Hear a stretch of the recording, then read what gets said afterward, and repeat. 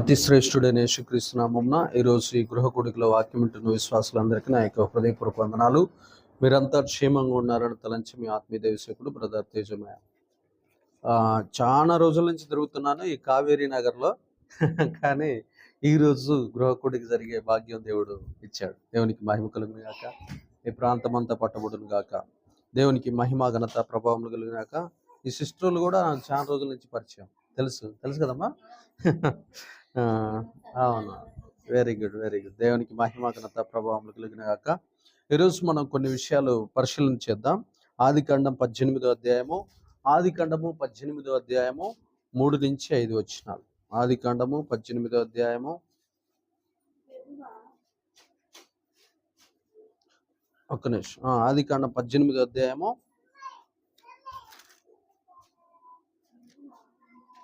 3.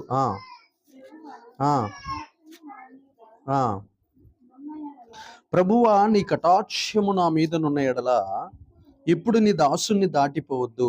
నేను కొంచెము నీళ్లు తెప్పించదును. దయచేసి కాళ్ళు కడుక్కొని ఈ చెట్టు కింద అలసట తీర్చుకునుడి. కొంచెం ఆహారం తెచ్చదును. మీ ప్రాణములను బలపరుచుకునుడి. తరువాత మీరు ఎల్లవచ్చును. ఇందు నిమిత్తమే కదా మీ దాసుని యొద్దకు వచ్చితిరి నేను. వారు నీవు చెప్పినట్లు చేయమనగా అబ్రహాము గుడారములో ఉన్న శారా యొద్దకు త్వరగా వెళ్ళి, నువ్వు త్వరపడి 3 మానికల మెత్తని పిండి తెచ్చి పిసికి రొట్టెలు చేయమని చెప్పాను. మరియు అబ్రహాము పశువుల మందకు పరిగెత్తి ఒక మంచి లేత దూడను తెచ్చి ఒక పనివానికి అప్పగించును. వాడి దాన్ని త్వరగా సిద్ధపరచును. దేవునికి మహిమ ఘనత ప్రభావం కలుగును గాక. చూడండి ప్రియమైన బిడ్డలారా, ఈ యొక్క గృహం పేరు మనం తెలుసుకోబోతున్న అంశం పేరు ఏంటంటే, ఎలాంటి గృహము మనది? చెప్పండి, ఎలాంటి గృహము మనది? అయితే మన గృహంలో ఏముండాలని దేవుడు కోరుకుంటున్నాడంటే, మన పితరుల గురించి మన పితరులు అంటే అబ్రహాం, ఇస్సాకు, యాకోబు, మోషే, సమూయేలు, వీళ్ళంతా మన పితరులు అన్నమాట. బైబిల్ ప్రకారం వాళ్ళు ఏమైతే మంచి పనులు చేశారో అవి మనం చదువుకుంటున్నప్పుడు కానీ, మనం వింటున్నప్పుడు కానీ, మనం చూసినప్పుడు కానీ ఆ దైవ లక్షణాలు మన ఇంట్లో కూడా రావాలి. దేవునికి మహిమ కలుగును గాక. ఇక్కడ ఉన్నటువంటి అబ్రహాము గారు తనకి తెలియకుండానే దేవదూతలకి దేవుడికి ఆతిథ్యం ఇచ్చినట్లు మనం బైబిల్లో చూస్తున్నాం. దేవునికి మహిమ కలుగును గాక. అంటే మన గృహం ఎలా ఉండాలంటే ఆతిథ్యం ఇచ్చే గృహముగా ఉండాలి. ఇక్కడ చెప్పండి, ఎలాంటి గృహముగా ఉండాలి?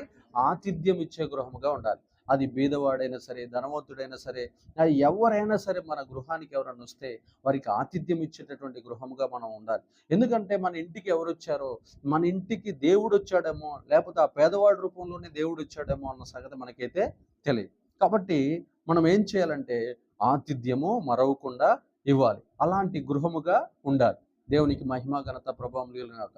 ఒకరోజు ఒక పాస్టర్ గారు ఒక ఊర్లో పేద పాస్టరయ్య, ఆయన గుడిసె కట్టుకున్నాడు, మందిరం వేసుకొని పోస్టర్లు అన్నీ కొట్టించి తాటాకులతో మందిరం వేపించి ఆ తర్వాత పోస్టర్ వేశాడు. ఇదిగో మా యొక్క మందిరం ఓపెనింగ్కి చాలా గొప్ప నాయకుడు రాబోతున్నాడు, పెద్ద పాస్టర్ రాబోతున్నాడని పేపర్లో అదేమంటారు పాంప్లెట్లు వేయించాడు. ఊరు మొత్తం పంచితే దగ్గర 100-200-300 మంది వచ్చారు చర్చి కాడికి.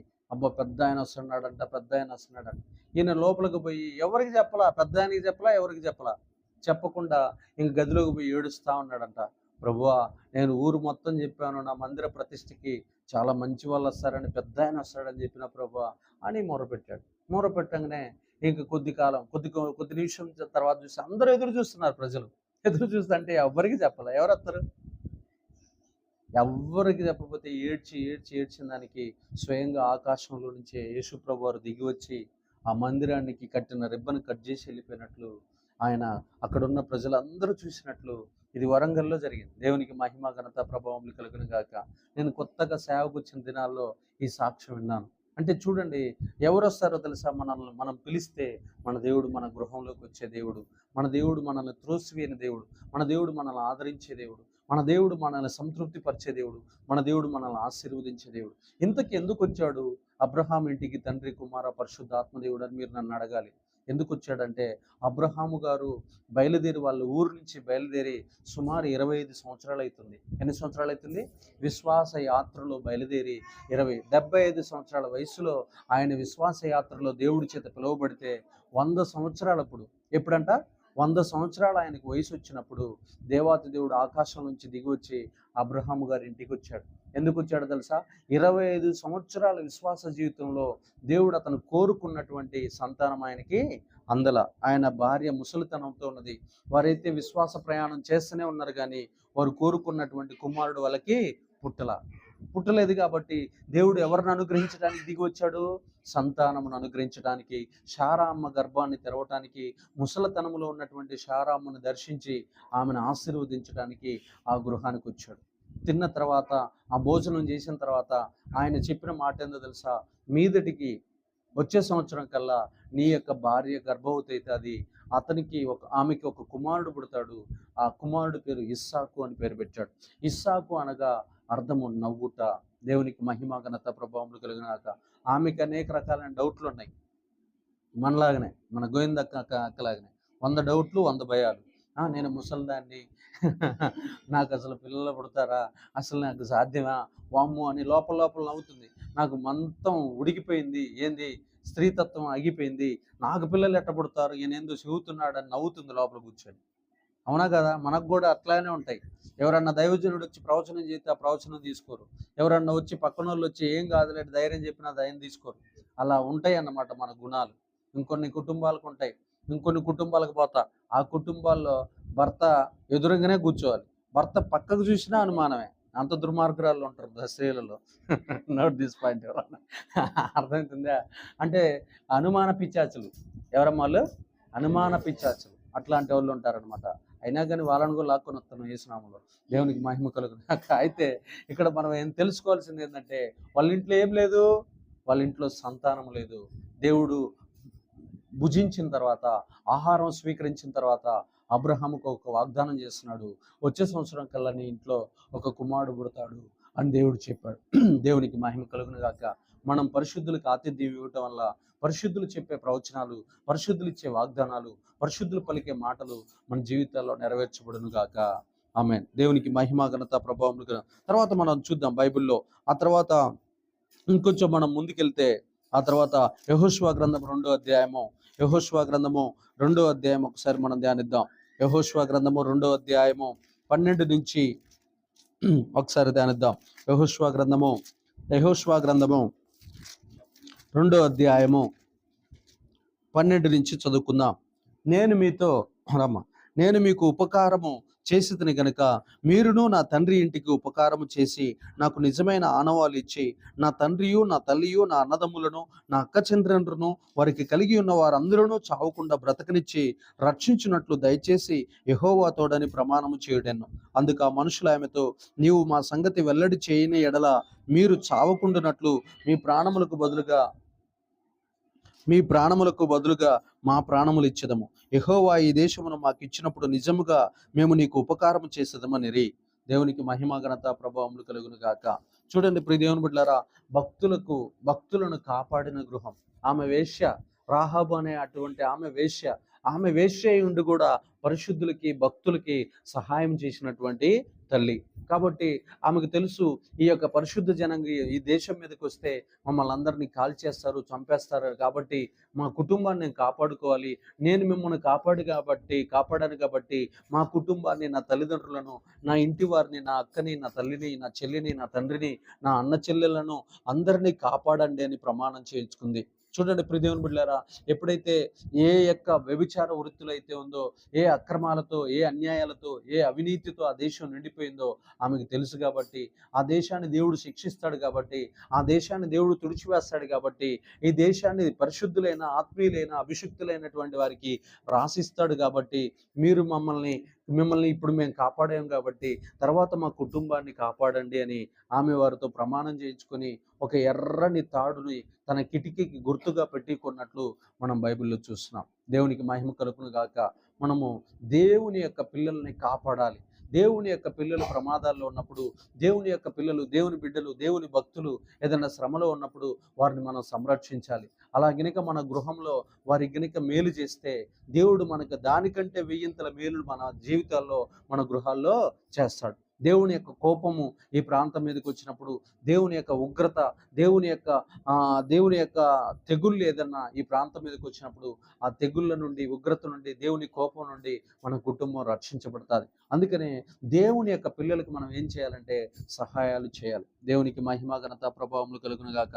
అలా ఎప్పుడైతే మనం దేవుని పిల్లలకు సహాయాలు చేస్తారో, దేవుడు కూడా మన కుటుంబాలు నాశనంలోకి వెళ్ళిపోకుండా, తెగుళ్ళలోకి వెళ్లకుండా, కరువుల్లోకి వెళ్లకుండా, ఉపద్రవాల్లోకి వెళ్లకుండా కాపాడుతాడు. దేవునికి మహిమ ఘనత ప్రభావములు కలుగును గాక.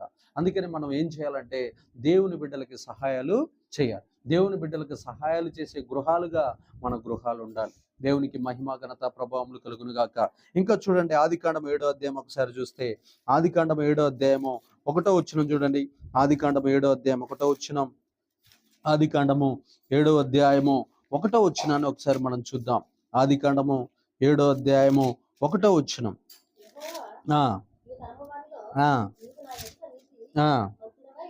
నీతిమంతుడై ఉండుట చూచితిని గనుక ప్రవేశించుడి. చాలు. యెహోవా అంటున్నాడు, ఈ తరము వారిలో నీవే నా ఎదుట నీతిమంతుడు అయిండుట చూచితిని గనుక నీవును నీ ఇంటి వారును ఓడలో ప్రవేశించుడి. ఆమేన్. ఇది ఎవరితో చెబుతున్నాడు? నోవాహుతో చెప్తున్నాడు. ఎవరితో చెప్తున్నాడమ్మా? వినాలి, ఇటు చూడు, చాలా జాగ్రత్తగా వినాలి. ఎవరితో చెప్తున్నాడు? నోవాహుతో చెబుతున్నాడు. ఆ దేశం మొత్తం దేంతో నిండిపోయింది? ఆ ప్రపంచం అంతా నోవాహు కాలంలో మోసముతో, వ్యభిచారముతో, అక్రమముతో, అన్యాయముతో నిండిపోయింది. ఆ నిండిపోయినటువంటి వారిని భూలోకంలోకి దేవుడు చూసినప్పుడు ఒకే ఒక్క కుటుంబం మాత్రమే నీతిమంతుల కుటుంబంగా కనబడింది.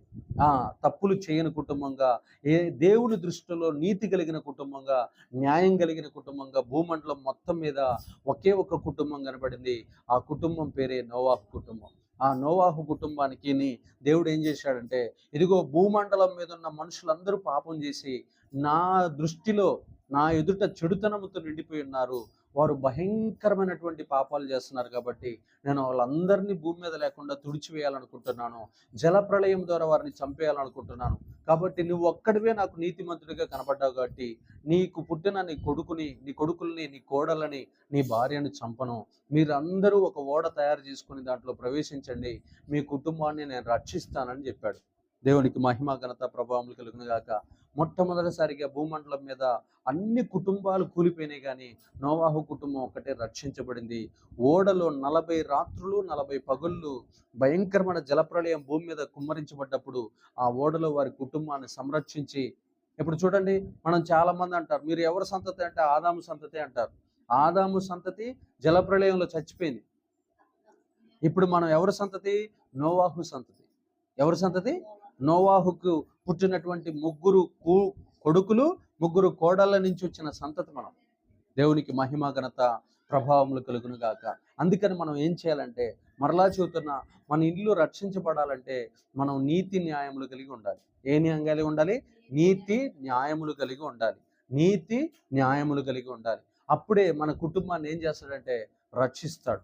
ఎవరైతే యథార్థంగా ఉంటారు, చూడండి, చాలా మంది దేవుడిని తెలియని వాళ్ళు కూడా ఉంటారు. వాళ్ళని దేన్ని బట్టి రక్షిస్తాడు తెలుసా దేవుడు? వాళ్ళ దగ్గర ఉన్న నీతి. చూడండి, కొంతమంది యేసయ్య పేరు తెలవదు వాళ్ళకి, కానీ వాళ్ళు లంచాలు తీసుకోరు, అబద్ధాలు ఆడరు, మోసాలు చేయరు. అలాంటి వాళ్ళని చంపుతాడు దేవుడు? చంపడు. కాబట్టి అలాంటి వాళ్ళని ఏం చేస్తాడంటే వాళ్ళని తన రాజ్యంలోకి ఆకర్షించుకుంటాడు, తన పరలోక రాజ్యాన్ని వారికి ఉచితంగా ఇస్తాడు. ఎవరైతే తప్పులు చేయకుండా, లోకంలో ఉండి కూడా దేవుని పేరు తెలియకుండా, నిజదేవుడి పేరు తెలియకుండా ఉండి కూడా జీవిస్తూ ఉంటారో అలాంటి వారిని దేవుడు వారి నీతిని బట్టి రక్షిస్తాడు. దేవునికి మహిమ కలుగును గాక. నోవాహు కుటుంబాన్ని ఎలా రక్షించాడు? అతనిలో ఉన్న నీతిని చూసి, నీతిని బట్టి రక్షించాడు. అందుకనే మన జీవితంలో ఎప్పటికీ కూడా దేన్నైనా వదులుకున్నా పర్లేదు, కానీ నీతి న్యాయాలు మనం విడిచిపెట్టకూడదు. దొంగ కరెంట్ వేసుకోకూడదు, అబద్ధాలు చెప్పకూడదు, లేకపోతే చాటుగా తప్పులు చేయకూడదు. ఇలాంటి మన గృహంలోకి వచ్చేటప్పుడు ఏ బిల్లు అయినా గవర్నమెంట్కి ఖచ్చితంగా కట్టాలి. మనం వాళ్ళని మోసం చేయకూడదు. దానిని బట్టి దేవుడు మనల్ని, మన ఇంటికి ఏమని పేరు పెడతాడంటే నీతి కలిగిన కుటుంబం. 4-5 సార్లు పోయి రేషన్ తెచ్చుకోవటం అట్లా చేయకూడదు. రేషన్ షాప్కి వెళ్ళి దొంగ ఓట్లు వేయటం, దొంగ ఓట్లకి డబ్బులు 3-4 పార్టీలకి ఆ డబ్బులు తీసుకోవటం, అలాంటి తప్పులు మనం చేయం. అప్పుడు మనకి ఏమని పేరు వస్తుందంటే వాళ్ళు ప్రాణం పోయినా తప్పు చేయరు, వాళ్ళు చర్చికి వెళ్ళే వాళ్ళు, వారు దేవుని బిడ్డలు అంటారు. అర్థమవుతుందా? మన ముఖం చూడండి, మీరు చూడండి, బస్ స్టేషన్లో పోయి మీరు నిలబడండి. ఏసై పిల్లలు అయితే వెంటనే మిమ్మల్ని అంటారు, మీ ముఖ కవలికలు, మీ మాట తీరు, మీ వస్త్రధారణ చూసి మీరు చర్చికి వెళ్తారు కదా అంటారు. వారికి ఎట్లా తెలుసు మనం ఎవరికి హాని చేయం, మన కాడ కోపం ఉండదు, మన కాడ అసూయ ఉండదు, మనం ఇతరులకి కీడు చెయ్యం. కాబట్టి మన కాడ యేసయ్య గుణాలు కనపడతాయి. కాబట్టి మనకి లోకంలో ఏమని పేర్లు తెలుసా? మీరు దేవుని బిడ్డలు కదా. ఏమని పేరు పెడతారు చెప్పండి? మీరు దేవుని బిడ్డలు కదా. గట్టి చెప్పాలి, ఏమని పేరు? దేవుని బిడ్డలు. హల్లెలూయా, దేవునికి మహిమ. ఆ పేరుని మనం జీవితాంతం మోసుకొని పోయేదాం గాక. దేవుని బిడ్డ అని లోకంలో ఉన్న మనుషులు మన గురించి చెప్పెదరు గాక. అలాంటి సాక్ష్యాన్ని మనము భూలోకంలో పొందుకునేదము గాక. తర్వాత 2 రాజుల గ్రంథము 4వ అధ్యాయం ఒకసారి చూస్తే, 2 రాజుల గ్రంథము 4వ అధ్యాయం ఒకసారి చూస్తే, 2 రాజుల గ్రంథము 4వ అధ్యాయం ఒకసారి ధ్యానిద్దాం. దేవుని సంగమా, 2 రాజుల గ్రంథం 4వ అధ్యాయం 8వ వచనం నేను చదువుతాను చూడండి. ఒక దినమందు ఎలీషా షూనేము పట్టణమునకు పోగా అచ్చట ఘనురాలైన ఒక స్త్రీ భోజనముకు రమ్మని అతన్ని బలవంతము చేసిన గనక అతడు ఆ మార్గమును వచ్చినప్పుడల్లా ఆమె ఇంట భోజనము చేయుచూ వచ్చెను. దేవునికి మహిమ కలుగునుగా. చూడండి, ఇక్కడ ఎలీషా అనేటటువంటి ప్రవక్తకి ఏం చేసిందంటమ్మా? సొంత భోజనం పెట్టింది. భోజనంతో పాటు ఏం చేసింది తెలుసా? మేడ మీద ఒక ఇల్లుంటే ఒక గది ఇచ్చింది. ఆ గదిలో ఒక మంచాన్ని ఇచ్చింది, ఒక దీపస్తంభాన్ని ఇచ్చింది, ఒక పీటనిచ్చింది. ఇంకా ఏమిచ్చింది? ఒక దీపం, చెప్పండి, ఒక దీపస్తంభం, ఒక మంచము, ఒక బల్ల, ఒక పీట. ఎన్ని వస్తువులు ఇచ్చింది? 4 వస్తువులు ఇచ్చింది. దేవునికి మహిమ ఘనత ప్రభావములు కలుగును గాక. ఇలాగా ఆయన ఏం చేస్తున్నాడు? ఆయన ఆ ఊరిలో వస్తే రోగులను బాగు చేస్తున్నాడు. ఆయన ఆ ఊరు షునేమి అనే ఒక ఊరికి వచ్చిందంటే, అక్కడ ఉన్నటువంటి ఆ నెలలో వచ్చిందనుకో, నెల మొత్తంలో ఎవరైతే రోగులు ఉన్నారో వాళ్ళందరినీ బాగు చేస్తున్నాడు. వారికి ఆర్థిక ఇబ్బందులు ఉంటే తీరుస్తున్నాడు, వారి కోసం ప్రార్థన చేస్తున్నాడు, స్వస్థత కార్యాలు చేస్తున్నాడు, చచ్చిపోయిన వారిని లేపుతున్నాడు. ఆ తర్వాత రోగాలతో ఉన్న వారిని, వ్యాధులతో ఉన్న వారిని, దయ్యాలు పట్టిన వారిని ఎల్లగొడుతున్నాడు. అలాంటి గొప్ప కార్యాలు షునేమి ప్రాంతంలో చేస్తున్నాడు. కాబట్టి ఆయన్ని వాళ్ళ ఇంట్లో చేర్చుకొని వారికి, అయ్యా మీరు మా ఊరు వచ్చినప్పుడల్లా మా ఇంటిలో మీరు భోజనము చేయాలి. చూడండి, ఆ ఇంట్లోకి వచ్చిండు దైవజనుడు, వచ్చినాక ఊరుకుంటాడా? వెంటనే తన దగ్గర పనిచేస్తున్న గెహాజీ అనే వ్యక్తిని పంపించి, పైన ఆయన కిందకి పోయి ఆమెకి ఏమి లోటుగా ఉందో కనుక్కోపో అన్నాడు. అంటే, అయ్యా వాళ్ళ ఆయన చాలా వృద్ధుడయ్యా, ఈమె నడి వయసులో ఉన్నదయ్యా, చాలా వృద్ధుడు, వాళ్ళకి పిల్లలు లేరన్న సంగతి మేము విన్నానయ్యా. అంటే, ఇప్పుడు పోయి చెప్పుకో, ఆమెకు వచ్చే సంవత్సరం కల్లా కుమారుడు పుడతాడని చెప్పి. ఆమెన్. ఆమె అడక్క తలకే ఆమెకు వరం ఇచ్చాడు దైవజనుడు. దేవునికి మహిమ ఘనత ప్రభావములు కలుగు. కొన్ని వరాలు ఎవరి చేతిలో ఉంటాయి? దైవజనుల చేతిలో ఉంటాయి. దేవునికి మహిమ కలుగును గాక. దేవుని బిడ్డలారా, నా జీవితంలో అయితే ఒక 3-4 పిల్లలు ఐసీయూలో ఉన్నప్పుడు ప్రార్థన చేసిన, చచ్చిపోతారని చెప్పిన వాళ్ళు సజీవుల లెక్కలో స్టిల్ ఇప్పటికీ బతికున్నారు. కారణం ఏంటంటే, మాకు జీవ మరణాల మీద అధికారం ఇస్తాడు దేవుడు. దేవునికి మహిమ కలుగును గాక. కాబట్టి ఇప్పుడు దేవుని బిడ్డలారా, మనం ఏం చేయాలి? 22 మంది నా సేవా జీవితంలో ఐసీయూలో ఉంటే చచ్చిపోయి పెద్దోళ్ళు ఇక చచ్చిపోతారనుకున్నారు. కానీ ప్రార్థన చేసిన వాళ్ళు సజీవుల లెక్కలు ఇప్పుడు కూడా స్టిల్ బ్రతికే ఉన్నారు. కారణం ఏంటంటే, దేవాతి దేవుడు దైవ సేవకులకు అలాంటి వరాలు ఇస్తాడు. కాబట్టి మనం గుర్తుపెట్టుకోవాల్సింది ఏం తెలుసా? కొన్ని రోజులకి పిల్లగాడు పుట్టిన 10 సంవత్సరాలకి ఆ పిల్లగాడు ఏదో రోగం వచ్చి చనిపోతాడు. ఏళ్ళింట్లోనే చచ్చిపోతే ఆమె వచ్చి అడుగుతుంది, అయ్యా నేను ఇయ్యమని అడిగినా నిన్ను, నాకు కుమారుణ్ణి ఇయ్యమని నిన్ను అడిగినా అని క్వశ్చన్ వేస్తుంది. లేదు, అడగలేదు. అడగకపోయినా నువ్వే నాకు గర్భఫలం పుడతాదని చెప్పినావు, ఇచ్చి నువ్వు కుమారుణ్ణి. వాడు ఇప్పుడు చచ్చిపోయిన రోగం వచ్చి అంటే, మళ్ళీ ఆయన వచ్చి వాడి మీద పడుకొని వాడిని 7 సార్లు ముట్టుకొని వాడిని చచ్చిపోయిన కూడా లేపుతాడు. చెప్పలు కూడా దేవునికి మహిమ ఘనత ప్రభావములు కలుగును గాక. చూడండి, ఒక దైవజనుడికి ఆతిథ్యం ఇచ్చినప్పుడు ఆ గృహంలో ఎలాంటి ఆశీర్వాదాలు వచ్చాయో చూద్దాం. అందుకనే మన జీవితాల్లో మనం గుర్తుపెట్టుకోవాల్సింది ఏంటంటే, ఇక్కడ ఘనురాలైనటువంటి స్త్రీ, ఏం పేరంటే ఆమె పేరు ఘనురాలైన స్త్రీ, తన ఇంటిలోనికి దైవజనుని తీసుకొని వచ్చినప్పుడు తన ఊరు మొత్తానికి తెలిసిపోయింది. ఆమె, అయ్యా పలానా వాళ్ళ ఇంట్లో ఎలీషా ప్రవక్త ఉంటాడు, ఆ ప్రవక్త వాళ్ళ ఇంట్లో ఉండబోతున్నాడు, వాళ్ళ ఇంట్లో నుండే ఆయన ప్రార్థన చేస్తున్నాడు, అక్కడికి వెళ్తే మనకు విడుదల అని చెప్పి ఆ షూనేమి పట్టణం అంతా కూడా ఆ గ్రామం ఆ యొక్క గృహం దగ్గరికి వచ్చినట్లు మనం బైబిల్లో చూస్తున్నాం. దేవునికి మహిమ ఘనత ప్రభావములు కలుగును గాక. అందుకనే మన జీవితాల్లో మనం గుర్తుపెట్టుకోవాల్సింది ఏంటంటే, ఎవరు మన గృహాల దగ్గరకు వస్తున్నారు, వచ్చినటువంటి దైవజనులకి మనం ఆతిథ్యం ఇచ్చినప్పుడు దేవాతి దేవుడు ఆ యొక్క వాటన్నిటిని పరిశీలిస్తాడు. మన లోటులన్నీ పరిశీలిస్తాడు, మన బాధలన్నిటిని పరిశీలిస్తాడు, మన కష్టాలన్నిటిని చూస్తాడు, వాటన్నిటి నుంచి మనకి విడుదలిస్తాడు, మన అవమానాలన్నిటినీ తీసిపడేస్తాడు. దేవునికి మహిమ ఘనత ప్రభావం. ఒక ఆమె భర్త చచ్చిపోయి వస్తుంది ఎలీషా ప్రవక్త దగ్గరికి. వాళ్ళ ఇంట్లో ఎవరు లేరు, వాళ్ళ ఇంట్లో ఏమున్నాయి, అప్పులు ఉన్నాయి. వాళ్ళ ఇంట్లో ఏమున్నాయమ్మా, అప్పులతో ఏడ్చుకుంటూ ఆయన దగ్గరికి వస్తారు. అప్పులతో ఏడ్చుకుంటూ వస్తే, అయ్యా మా ఇంట్లో నా భర్త చచ్చిపోయాడు, అప్పులు వాడు వచ్చి నా ఇద్దరు పిల్లల్ని తీసుకుపోవాలనుకుంటున్నాడు అయ్యా, ఎట్లా అయ్యా, మేము దేవుణ్ణి నమ్ముకొని బతుకుతున్నాం, భక్తి చేస్తున్నాం, సేవ చేస్తున్నాం అన్నప్పుడు మీ ఇంట్లో ఏముంది అని అడుగుతాడు. మా ఇంట్లో బుడ్డి చమురుందయ్యా అని చెప్తాడు. ఆ బుడ్డి చమురుని తీసుకురాపో, నేను అభిషేకిస్తానంటాడు. ఆ అభిషేకించిన తైలాన్ని ఊళ్ళో ఉన్న కుండలన్నీ తీసుకుపోయి ఆ కుండల్లోకి పోస్తే సమృద్ధి అయిన నూనె వస్తుంది. ఆ నూనె అమ్మి ఆమె అప్పులన్నీ తీర్చుకుంటారు. చూడండి, ఇప్పుడు పోలీస్ స్టేషన్కి పోయిందామే, లేకపోతే వేరే వాళ్ళ దగ్గర పోయిందా? ఎవరిని సంప్రదించింది? దైవజనుడిని సంప్రదించింది. ఎవరిని సంప్రదించిందమ్మా? దైవ సేవకుని సంప్రదించింది. ప్రార్థన చేసినప్పుడు గత నెలలో ఒక ఆయన నా దగ్గరికి 30 లక్షల అప్పుతో వచ్చాడు. వస్తే, అయ్యా నాకు ఇవ్వాల్సిన వాళ్ళు ఇవ్వట్లేదయ్యా, నన్ను వేధిస్తున్నారయ్యా అని చెప్పారు. అయితే నేను గత నెల రోజుల నుంచి ఆ వ్యక్తి పేరు పెట్టుకొని ప్రార్థన చేస్తున్నాను నా గదిలో.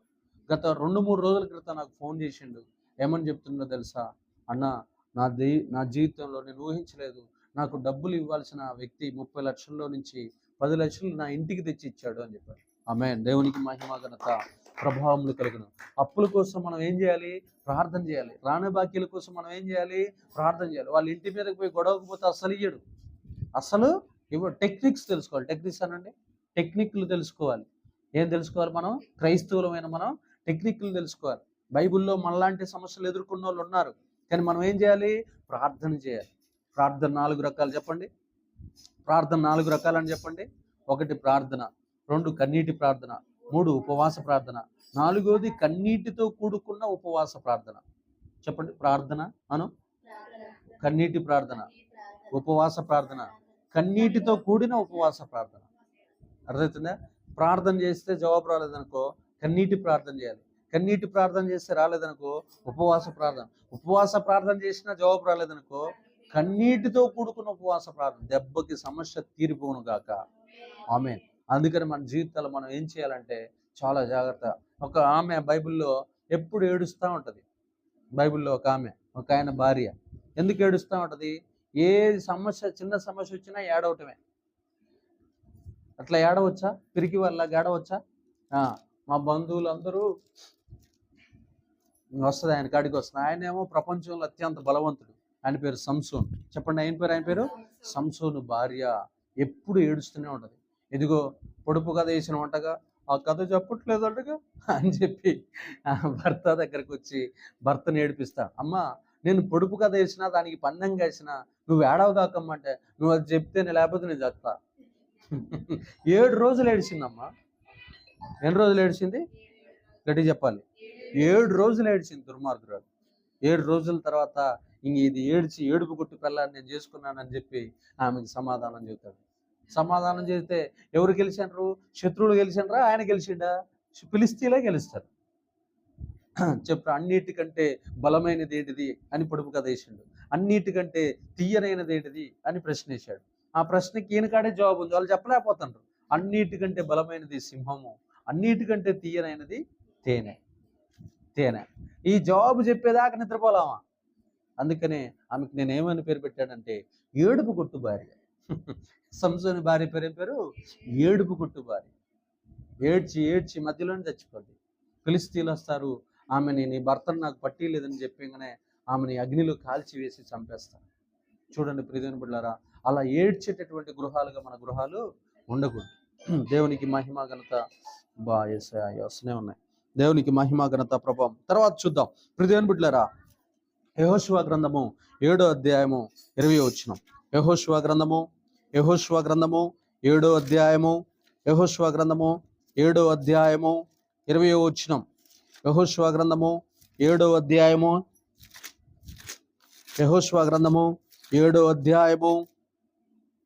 20 నుంచి 7 అధ్యాయం 20 నుంచి చదువుతాను చూడండి. ఆకాను యెహోషువతో, ఇజ్రాయేలీల దేవుడైన యెహోవాకు విరోధముగా నేను పాపం చేసింది నిజము. దోపుడు సొమ్ములో ఒక మంచి సీనారును, పై వస్త్రమును, 200 తులముల వెండిని, 50 తులముల ఎత్తుగల ఒక బంగారు కమ్మీని నేను చూసి వాటిని ఆశించి తీసుకుంటుని, అదిగో నా డేరా మధ్య అవి భూమిలో దాచబడి ఉన్నవి. ఆ వెండి దాని క్రింద ఉన్నదని ఉత్తరం ఇచ్చి తాను చేసినదంతయు ఒప్పుకున్నాను. దేవునికి మహిమ కలుగును గాక. దేవుడు వద్దన్న పని చేసే కుటుంబం. చెప్పండి, ఆకాను కుటుంబం ఏం కుటుంబం అంట? దేవుడు వద్దు అన్న పనిని చేసే కుటుంబం. దేవుడు ఏమంటాడు? సారాయి తాగమంటాడా?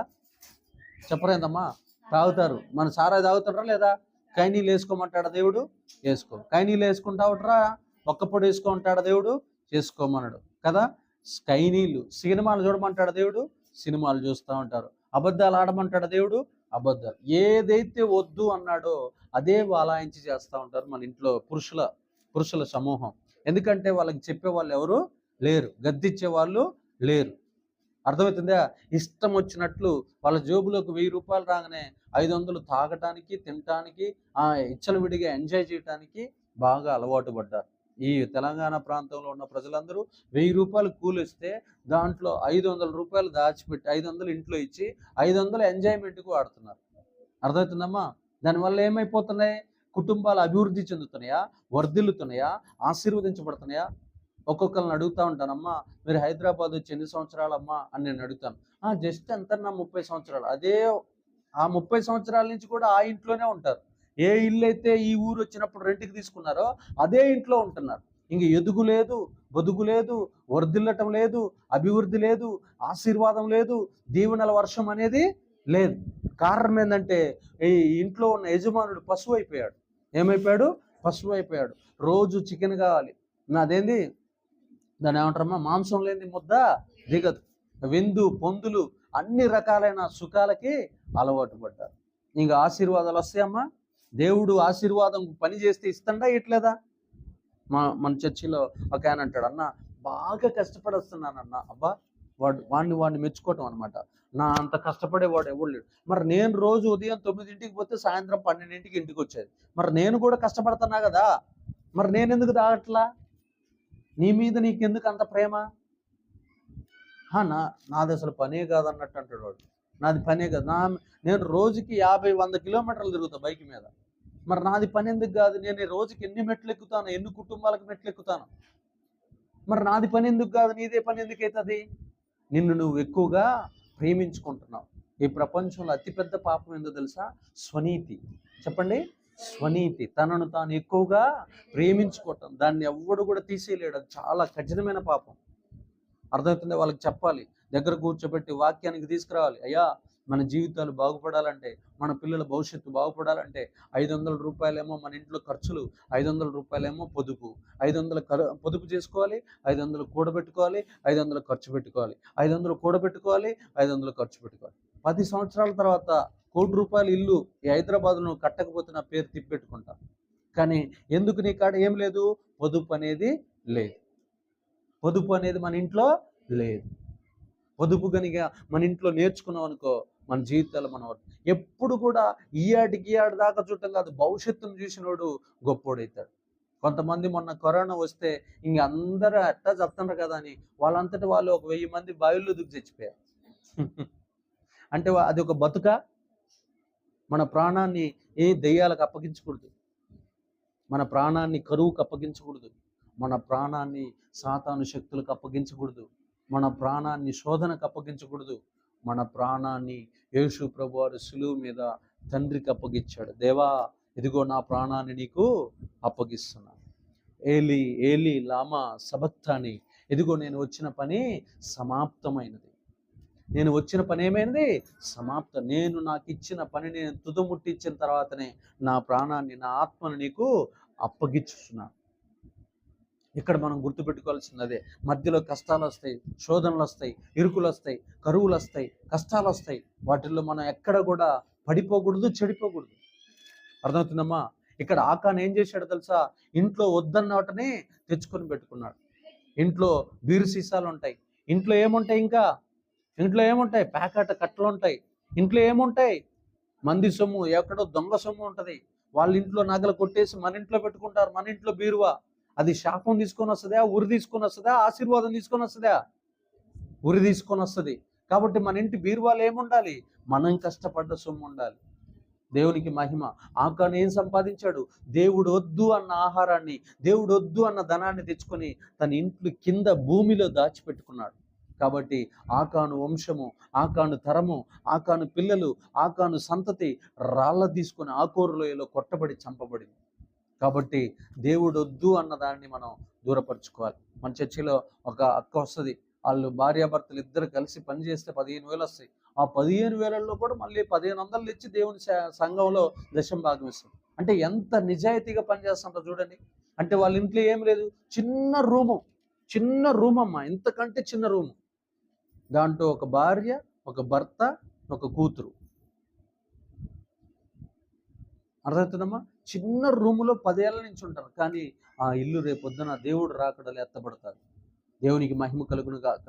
దేవుడు వద్దన్న వస్తువులు మన ఇంట్లో ఏవి ఉంచుకోకూడదు. మనం మరలా చెబుతున్నా, గుర్తుపెట్టుకోండి, మనకి దేవుడు ఏదన్నా ఆస్తి కానీ, మనకి ఏదన్నా ఐశ్వర్యం కానీ, ఏదన్నా సంపద కానీ ఏదన్నా ఇచ్చిందంటే దాని పేరే ఇల్లు. దాని పేరేంటిది? ఇల్లు. ఆ ఇంట్లో ఏది కూడా కనపడకూడదు. ఏది కనపడదు. ఏ దేవతలకు సంబంధించింది ఏది కనపడకూడదు. పాత మతాలకు సంబంధించింది ఏది కనపడకూడదు. చూడండి, ఒక ఆయన బీరువా, క్రైస్తవుడు ఇంట్లో జరిగిన సత్యం చెబుతున్నాను. ఒక ఆయన బీరువాలో లక్ష్మీదేవి బొమ్మ వచ్చిందంట. దాన్ని కూడా పగలగొట్టి ఆ బొమ్మను తీసి బయటేశాడు. ఆ ఇంట్లోకి ఆశీర్వాదాలు నడుచుకుంటూ వస్తున్నాయి. బీరువా అద్దం వెనక ఏముంటుందమ్మా? వాళ్ళు బొమ్మలు చేసేవాళ్ళు ఏం చేస్తారు? బీరువాలు చేసేవాళ్ళు ఆ అమ్మగారిని పెడతారు. అమ్మగారిని కూడా పగలగొట్టి తీసి, మా ఇంటికి అధిపతి ఎవరు? యేసు ప్రభువారు అని చెప్పి దాన్ని తీసేసి, అదే ఉంది, అది నేను తయారు చేయాలా, అబ్బా 100 రూపాయల అద్దం పగులుద్ది అని అన్నాడా? శాపగ్రస్తమైనది ఏది మన ఇంట్లో? చెప్పట్లా. శాపగ్రస్తమైనది ఏది మన ఇంట్లో ఉండకూడదు. ఒకరోజు నేను ఒక అమ్మాయికి వాళ్ళ ఇంటి దగ్గర దెయ్యం తిరుగుతున్నదంటే పోయినా. వింటున్నారా? వింటలేదా? వింటున్నా కళ్యాణి? అది ఈ అమ్మాయి 3 అంతస్తుల ఇంటి మీద ఉండేది. 3 అంతస్తుల ఇంటి మీద ఉంటే దెయ్యం చుట్టుపక్కల తిరుగుతూ ఉండదు, గజ్జల సౌండ్ వేసుకుని. మీ అందరికి చాలా జాగ్రత్తగా మీరు మారాలి ఇవాళ ఈ వాక్యానికి. దేవునికి మహిమ కలుగు. అది కంటికి కనపడదు. చెప్పండమ్మా. కంటికి కనపడదు, కానీ సౌండ్ వినపడుతుంది. కంటికి కనపడదు. దెయ్యం ఏం వేసుకుంది? పట్టీలు. Very good. దెయ్యానికి ఏముంది? ముక్కు పుటక. దెయ్యానికి ఏముంది? చెవు దుద్దులు. నేనమ్మా భయమా పోతేలు అన్నీ. దెయ్యానికి ఏమున్నాయి చెప్పేది గోవిందక్క, చెప్పేది. దెయ్యానికి పట్టీలు ఉన్నాయి. దెయ్యం కనపడతల్లా, కానీ నడుస్తుంది. మొత్తం డాబాల మీద దొరుకుతుంది అది చుట్టూ. ఈ అమ్మాయి నన్ను పిలిచినా అది నాకు కనపడుతుంది.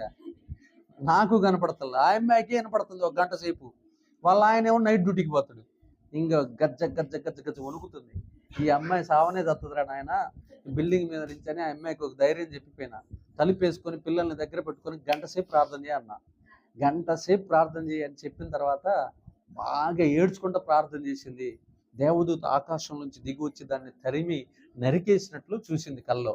దేవునికి మహిమ కలిగిన కాక. మళ్ళీ అంటనే నైట్ నాకు ఫోన్ చేసింది, అన్న నాకు విజయం ఇచ్చాడన్నా దేవుడు అని చెప్పింది. అన్న ఇంక ఇప్పుడు కనపడతల్లా, వినపడట్లేదు. ఇప్పుడు ఈ స్టోరీ ఎందుకు చెప్పినా తెలుసా? దెయ్యాలు ఏం వేసుకుంటాయి అంటే నగలు వేసుకుంటాయి. దెయ్యాలు ఏం వేసుకుంటాయి? నగలు. ముక్కు పుట్టకంటే ఇష్టం దెయ్యానికి.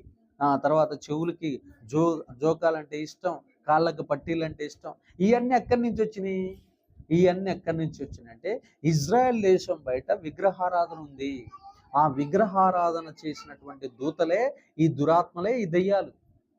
మీరు చూడండి, ఇజ్రాయెల్ ప్రదేశంలో యూదా స్త్రీలు ఉంటారు కదా, వాళ్ళు ముఖానికి ఏం వేసుకుంటారు అంటే, వాళ్ళు ముఖానికి ఏం ధరించుకుంటారంటే సుగుణాలు ధరించుకుంటారు. మేకప్ పేరాళ్ళు. వాళ్ళు మృదుత్వం, సహనము, జాలి, దయ, ప్రేమ, కరుణ, వాత్సల్యత, ఇవి వాళ్ళు అక్షయ అలంకరణ. చెప్పండి, ఏ అలంకరణ? అక్షయ అలంకరణ. మన కాడ ఏముంటాయో తెలుసా? దెయ్యాల గుణాలు. కోపం, అసూయ, పగ, విమతములు, కక్షలు. ఎందుకంటే మనం ఏంటిని ధరించుకున్నా? దెయ్యాల యొక్క గుణాలు, వాటి నగలన్నీ వేసుకున్నాం మనం. అప్పుడు మన లోపలకు కూడా ఏ గుణాలు వస్తాయి? దెయ్యాల గుణాలే వస్తాయి. నిజం చెప్తున్నా నేను. ఎన్ని దెయ్యాలు ఎలగొట్టినా తెలుసా నా సేవా జీవితంలో? దగ్గర దగ్గర ఒక 7,000 దెయ్యాలు ఎలగొట్టారు. రాత్రి కూడా ఒక మాంత్రికుడితో పోరాటం చేశారు 2 గంటలు. అర్థమవుతుందమ్మా? మాంత్రికులు అయితే ఇంక లెక్కలేదు, ఒక 300 నుంచి 400 మంది మాంత్రికులు నా సేవా జీవితంలో ఓడిపోయారు. దేవునికి మహిమ కలుగును. వాడు బతికుండగా మళ్ళీ నా పేరు చెప్పినాక ఇంకొకటికి ఇంటికి చేతబడి చేయడు. ఎందుకంటే వాడికి తెలుసు మన పవర్. దేవునికి మహిమ ఘనత ప్రభావం కలుగును గాక. చూడండి ప్రియ దేవుని బిడ్డలారా, మరలా చెబుతున్నా, మనం గుర్తుపెట్టుకోవాల్సింది, మనం ఇవన్నీ కనుక మన ఇంట్లో ఉంటే ఆశీర్వాదాలు రావు. వస్తాయా ఆశీర్వాదాలు? గట్టి చెప్పవేందమ్మా, వస్తాయా? ఎహెజ్కేలు గ్రంథం ఒకసారి చదవండి. ఎహెజ్కేలు గ్రంథం 8వ అధ్యాయం ఒకసారి చూడండి. ఎహెజ్కేలు గ్రంథము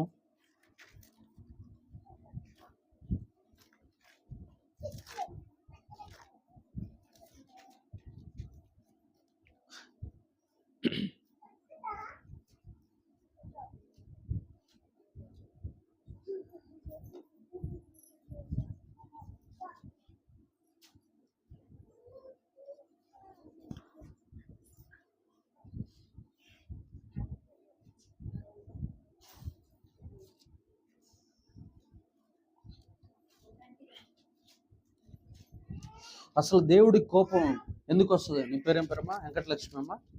దేవుడి కోపం ఎందుకు వస్తుందో చెబుతాను. ఓకే, అక్కడ ఉంది. నేను రాయలేదు బైబిల్ని. చెప్పండి అమ్మా, బైబిల్ నేను రాసినా? గట్టి చెప్పండి. బైబిల్ నేను రాసినా? దేవుడి కోపం ఎట్లా వస్తుందో మీకు చూపిస్తాను. ఎహెజ్కేలు గ్రంథం దాని పక్కనే ఉంటుంది చూడు. ఎహెజ్కేలు గ్రంథం, ఇర్మియా గ్రంథం పక్కన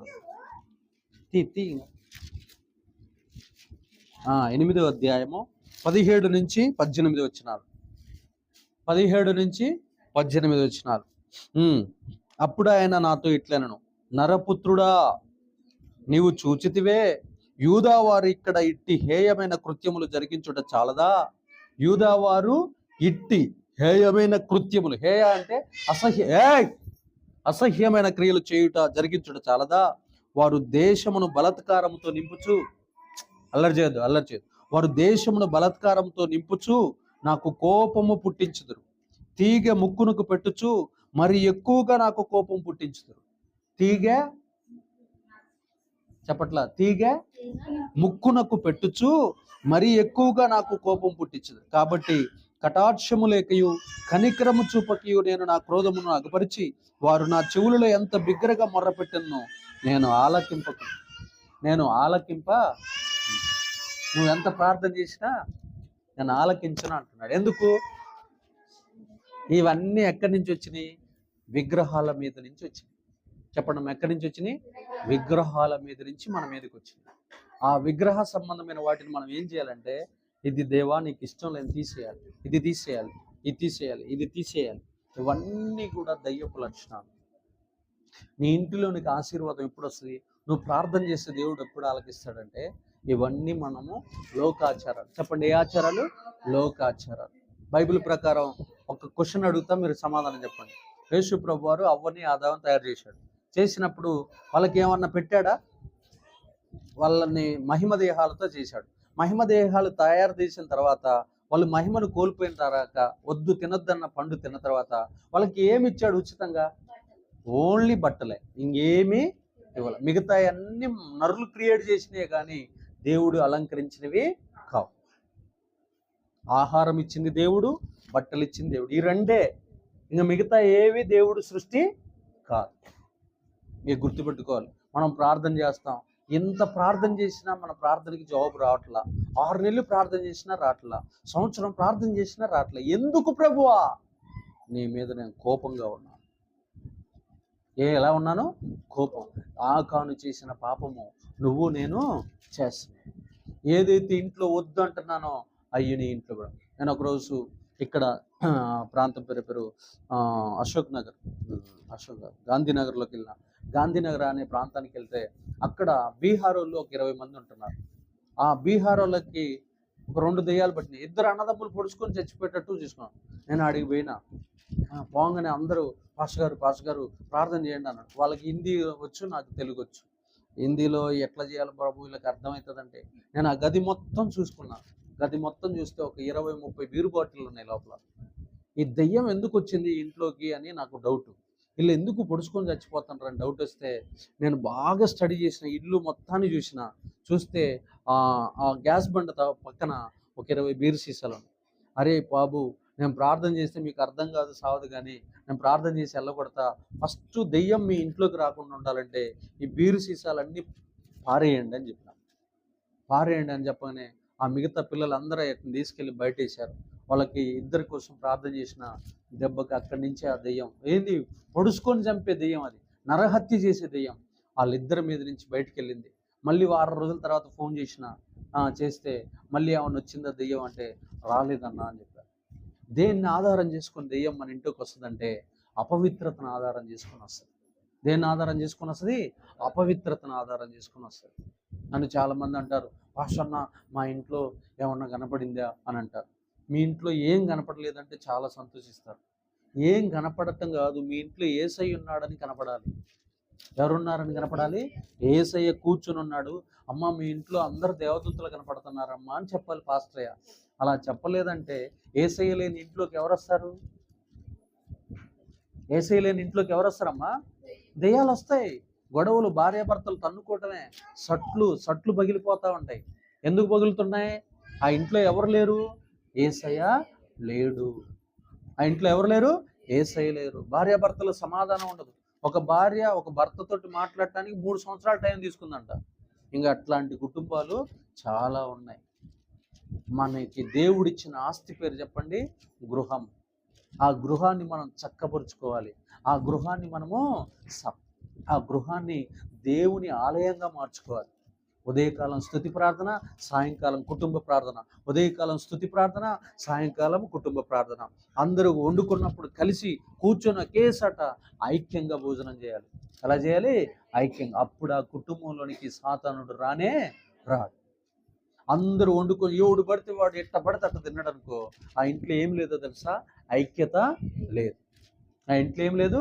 ఐక్యత లేదు. ఆ ఇంట్లో సమాధానము లేదు. భార్యాభర్తలు చూస్తే ఎలా ఉండాలో తెలుసా? ఒకరినొకరు అర్థం చేసుకునే విధంగా, ఒకరు ఒపీనియన్లు ఒకరు స్వీకరించే విధంగా ఉండాలి. బందిపోటు దొంగల్లాగా ఒకరి మాట నీ మాట నేను వినేదేంది, నా మాట నువ్వే వినాలని పొడుచుకునేటట్లు ఉండకూడదు.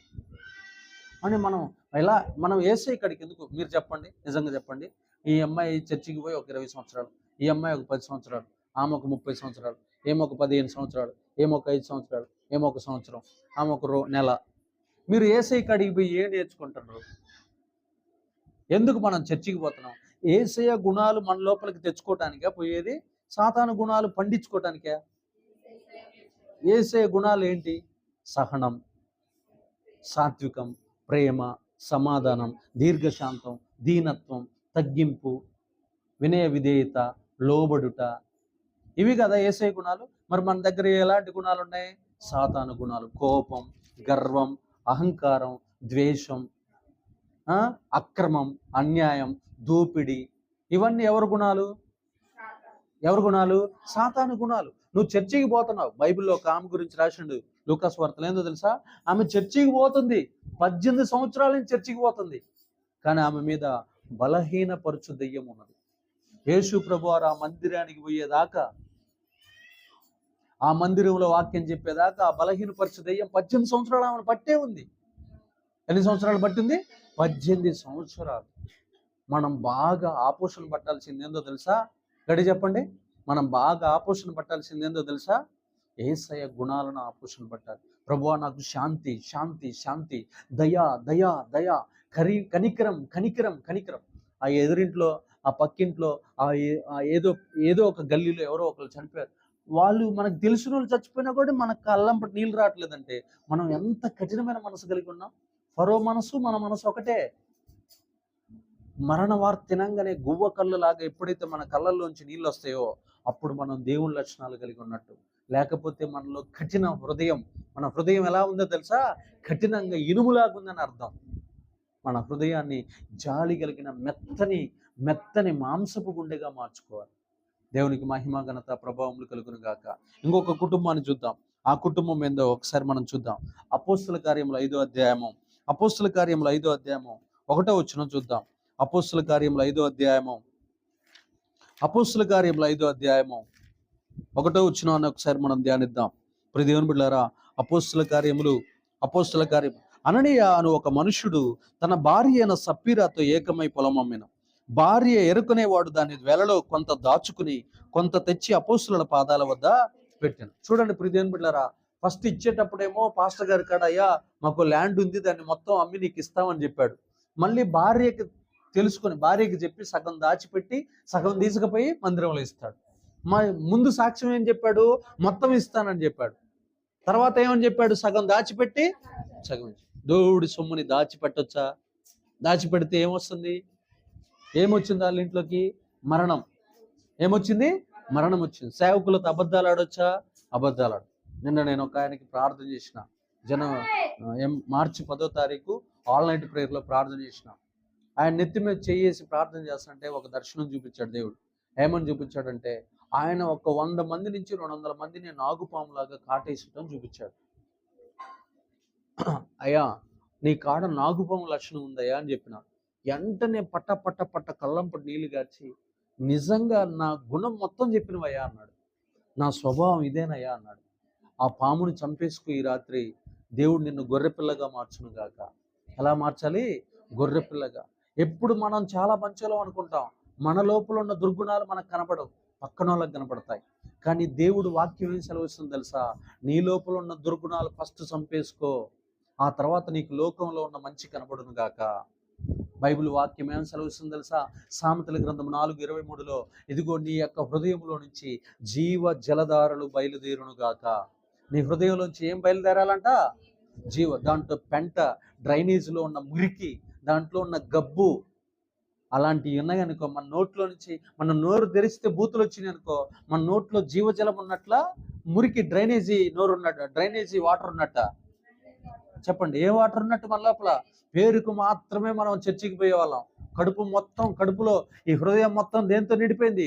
డ్రైనేజ్ వాసన, పెంట బూతులు, పెంట వాసన. చిచ్చి వీళ్ళేం క్రైస్తవులు, మేము ఈ చర్చికే పోమయ్యా బతికుండగా అన్నట్టుగా మనం బతకూడదు. అక్క వింటున్నావా? ఏం రావాలి నోట్లోంచి?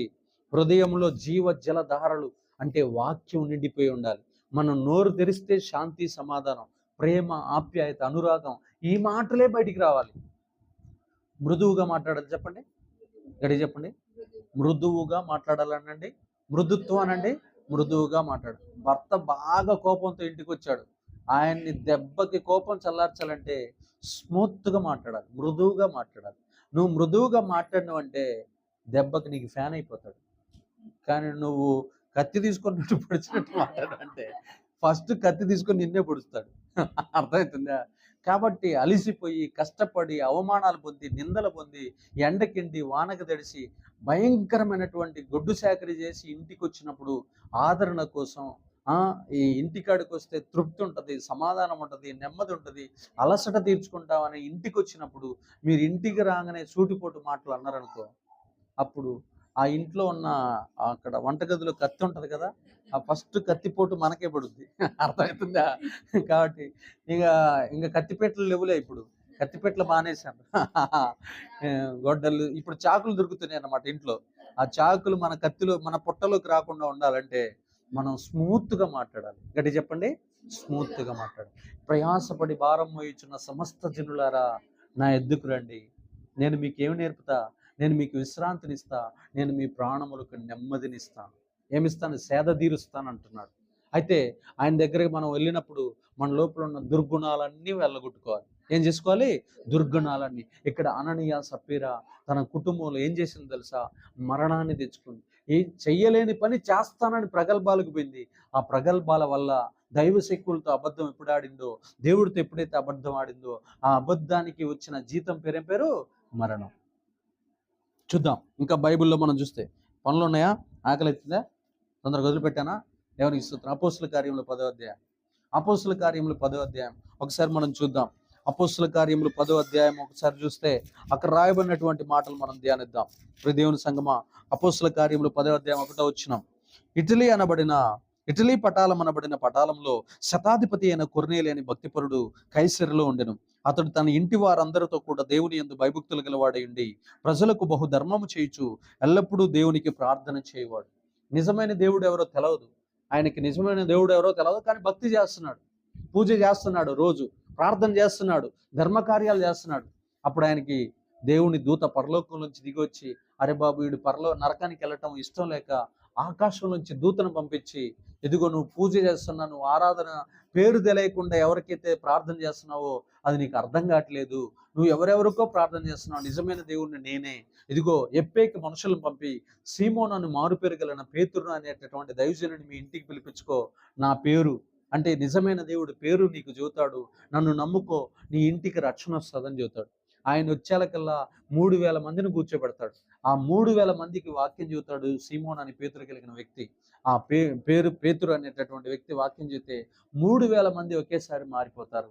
వారంతా యేసు ప్రభువారిని స్వీకరిస్తారు, నమ్ముతారు, నిజమైన దేవుడు ఎవరో తెలుసుకుంటారు. ఒక్క భక్తిపరుడు వల్ల 3,000 మంది రక్షించబడ్డారు. మనం ఒక్కలం గినక ప్రార్థన పరులుగా మన ఇంట్లో ఉంటే మన పిల్లలు, చెప్పండి, మన పిల్లలు, మన ఇంట్లో ఉన్న వాళ్ళు, మన బంధువులు, మన అన్ని తరాల వారిని మనం కాపాడుకోవచ్చు. మోకాళ్ళు వేసినావు కదా, అంతే ఉండు.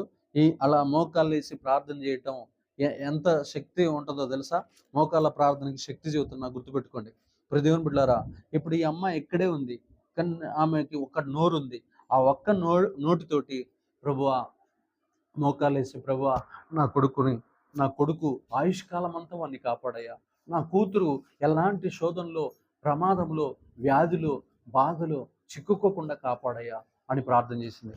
నా పిల్లల్ని దీవించయ్యా, నా పిల్లల్ని ఆశీర్వదించయ్యా, వారికి నిత్యం నువ్వు తోడుగా ఉండయ్యా, వారు ఎక్కడికి వెళ్తున్నా కాపాడయ్యా, నా భర్తను కాపాడయ్యా, నన్ను కాపాడు ప్రభువా, నా దగ్గరికి ఏ వ్యాధి రాకూడదు. ఈ ఒక్క నోటితోటి 1000 సంవత్సరాల ప్రార్థన చేయొచ్చు. చెప్పండి, మళ్ళీ గట్టి చెప్పండి. ఈ ఒక్క నోటితోటి 1000 సంవత్సరాలు కాపాడుకోవచ్చు. ఎన్ని సంవత్సరాలు? 5 సంవత్సరాలు. నా పిల్లల గురించి నేను పొద్దున్నే లేచి ప్రార్థన చేస్తా, స్కూల్లో ఫస్ట్ రావాలి ప్రభా అని ప్రార్థన చేస్తా. ప్రభా వాళ్ళు మెట్లు ఎక్కేటప్పుడు, దిగేటప్పుడు, పడుకునేటప్పుడు, లేచేటప్పుడు వారి చుట్టూ నీ కంచె ఉండాలి ప్రభా, వారి గురించి చెడ్డ సమాచారం నా దగ్గరికి రా. ఒక్క నోటితోటి 1000 ఆశీర్వాదాలు, 1000 తరాల ఆశీర్వాదాలు మన నోటితోటి. చూడండి, ఎక్కడో 4 తరాల క్రితం ఒక ఆమె రెడ్డి క్యాస్ట్లో ఒక ఆమె ఏసీ నమ్ముకుంటే, ఆమెకి ఇట్లా ప్రార్థన చేయమ్మా అని చెబితే ఆమె ప్రార్థన చేస్తే ఆమె కొడుకు సీఎం అయ్యండి. ఇప్పుడు ఆమె మనవడు కూడా సీఎం అయ్యండి ఆంధ్రప్రదేశ్కి. 4వ తరం. ఆమెకి ప్రార్థన ఫస్ట్ నమ్ముకుంది ఎవరు? ఒక్క ఆమె ద్వారా కొడుకు ద్వారా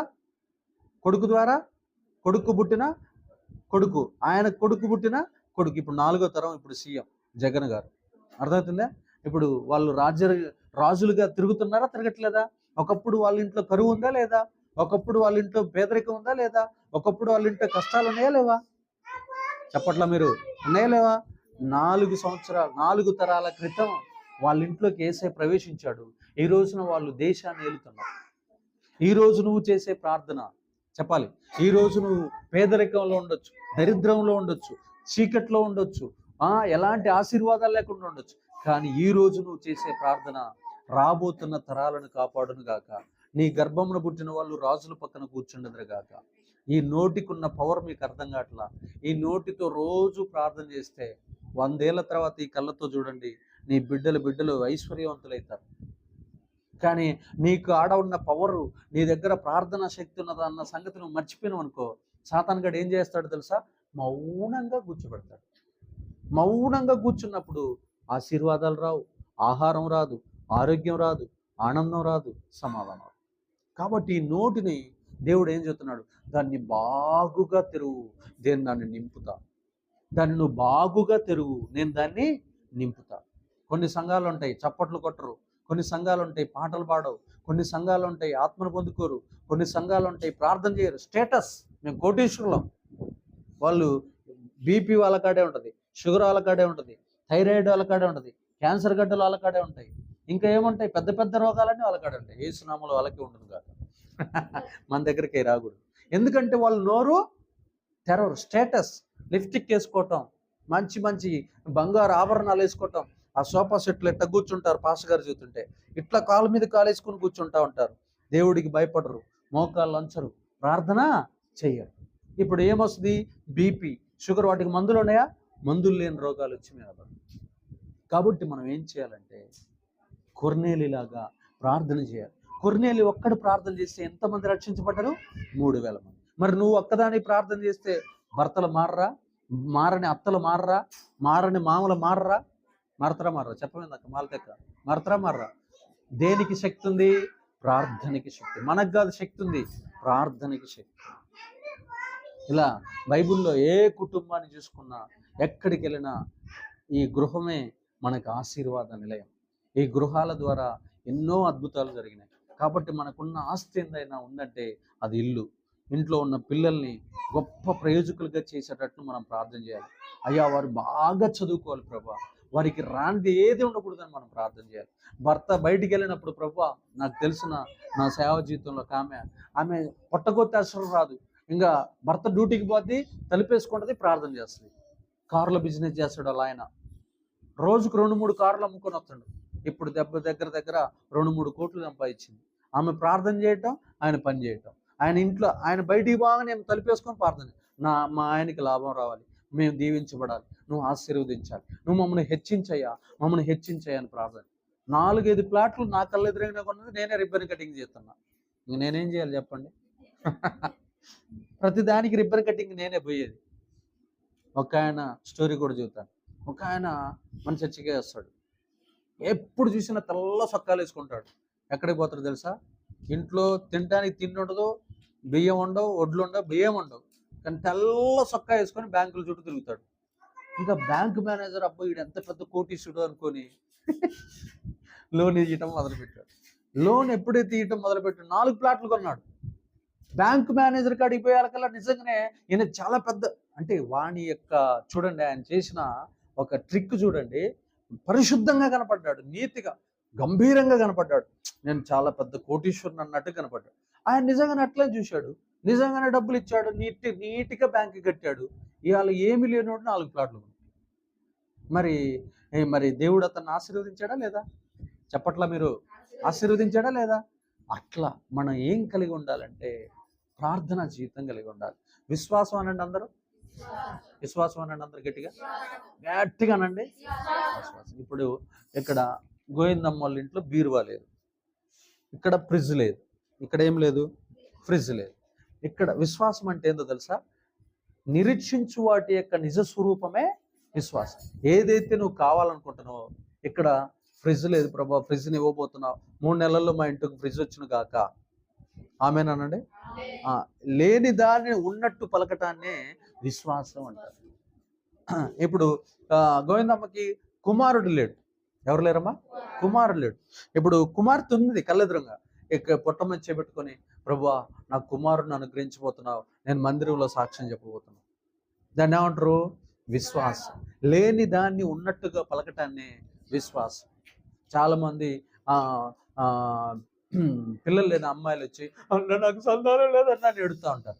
అమ్మ నీకు సంతానం లేదు అనేది కాదు పక్కన పెట్టు, కానీ నీకు ఫస్ట్ విశ్వాసం లేదు.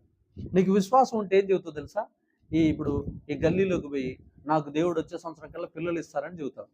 అలా నువ్వు చెప్పలేకపోతున్నావు అంటే అర్థమైంది దేవుడి మీద నీకేం లేదు, విశ్వాసం, నమ్మకం లేదు. దేవుడు ఏం చూస్తాడు పరలోకంలో ఉండి? ఈ అమ్మాయి ఒక్కసారన్నా నా గురించి చెప్పుద్దా, ఒక్క రోజన్నా పక్కింటి వాళ్ళకి నా గురించి, నా దేవుడు నాకు సంతానం ఇస్తాడు, నా దేవుడు నాకు సొంత ఇల్లు ఇస్తాడు, నా దేవుడు నాకు కారు ఇస్తాడు, నా దేవుడు నాకు బలం ఇస్తాడు, నా దేవుడు నాకు దీర్ఘాయుష్ ఇస్తాడు, ఒక్క మాట పక్కింటి వాళ్ళకి చెప్పుద్దేమో అనుకుంటా ఉంటాడు. మనం చెప్పం. ఇంకా ఆయన ఏమంటాడు? నువ్వు చెప్పట్లా, నేను ఇయ్యట్లా, నువ్వు చెప్పి చూడు నేను ఇచ్చి చూస్తా, నువ్వు చెప్పి చూడు నేను ఇచ్చి చూస్తా. నేను డిగ్రీ చదువుతున్న అమ్మాయిని ఒక మాట అడిగా, అమ్మ ఏం కావాలనుకుంటున్నావు అని అడిగింది. ఆ అమ్మాయి అన్నది డిగ్రీ చదివండి. డిగ్రీ అంటే 18 సంవత్సరాల దాకా చదవాలి. 18 సంవత్సరాలు చదువుతున్న అమ్మాయిని ఏమి కావాలనుకుంటున్నావు అంటే, ఇంకా ఏమనుకోలేదన్నా. ఏమి అనుకోని అమ్మాయికి దేవుడు ఏదన్నా ఇస్తాడమ్మా? ఆకలితో ఉన్న వాళ్ళకి ఇస్తాడా? ఆకలితో ఉన్న అవతల ఏమన్నా అడుగుతారో తెలుసా? అయ్యా నాకు మంచి ఉద్యోగం ఇయ్యా అని అడుగుతాను. ఈమెకి పొట్ట నిండా ఫుడ్ ఉంది కదా, ఈమెకి ఇంకా కళ్ళు నిండా గర్వం కూరుకొని పోయింది కదా. డిగ్రీ చదువుతున్నప్పుడు కూడా నేను ఏం కావాలో అనుకోలా. ఒకడు 7వ తరగతిలోనే నేను కలెక్టర్ కావాలనుకున్నాడు. మరి వాడికి ఇస్తాడా? డిగ్రీ చదివినా కూడా బాధ్యత లేనా ఈమెకి ఇస్తాడా ఉద్యోగం కదా? ఇప్పుడు దేవుణ్ణి నమ్ముకున్న మనకి నోరు తెరిచి దేవుణ్ణి అడగాల, మనం మౌనంగా ఉంటే ఆయన వచ్చి ఇస్తాడా కదా? అడుగుడి ఇవ్వబడును, తట్టుడి తీయబడును, వెతుకుడి వెతుకుడి దొరకబడును. నువ్వు అడక్కపోయినా ఇవ్వడు, తట్టకపోయినా తీయడు. ఏం తిట్టాలి, ఏం తట్టాలి? ఆశీర్వాదపు తలుపులు తెరువయ్యా అని తట్టాలి. ఏమని అడగాలి? ఏమని వెతకాలి? నాకు విడుదల ఇవ్వయ్యా, నాకు రక్షణ ఇవ్వయ్యా అని అడగాలి. ఇవన్నీ ఏం చేయకుండా ఆశీర్వాదాలు ఇంటిలోకి రావు. మన గృహం ఆశీర్వదించబడాలంటే మనం కొర్నేలిలాగా ప్రార్థన చేసుకునే వారిగా ఉండాలి, విశ్వాసం కలిగిన వారిగా ఉండాలి, భక్తి కలిగిన వారిగా ఉండాలి. ఏం కలిగిన వారా?